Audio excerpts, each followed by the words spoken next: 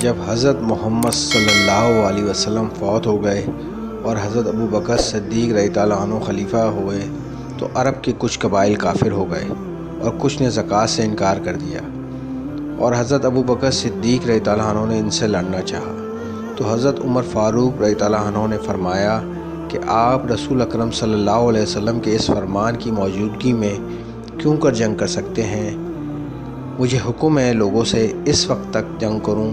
جب تک کہ وہ لا الہ الا اللہ کی شہادت نہ دے دے، اور جو شخص اس کی شہادت دے دے تو میری طرف سے اس کا مال و جان محفوظ ہو جائے گا، سوا اس کے حق کے یعنی قصاص وغیرہ کی صورتوں کے، اور اس کا حساب اللہ تعالیٰ کے ذمے ہوگا۔ لیکن حضرت ابو بکر صدیق رضی اللہ عنہ نے کہا، قسم اللہ کی میں ہر اس شخص سے جنگ کروں گا جو زکوٰۃ اور نماز میں تفریق کرے گا، یعنی نماز تو پڑھے مگر زکوٰۃ کے لیے انکار کر دے، کیونکہ زکوٰۃ مال کا حق ہے۔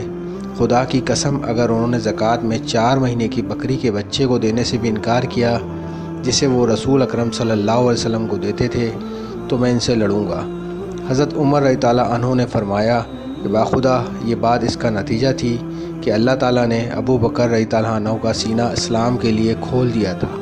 اور بعد میں بھی اس نتیجے پر پہنچا کہ ابو بکر رضی اللہ عنہ ہی حق پر تھے۔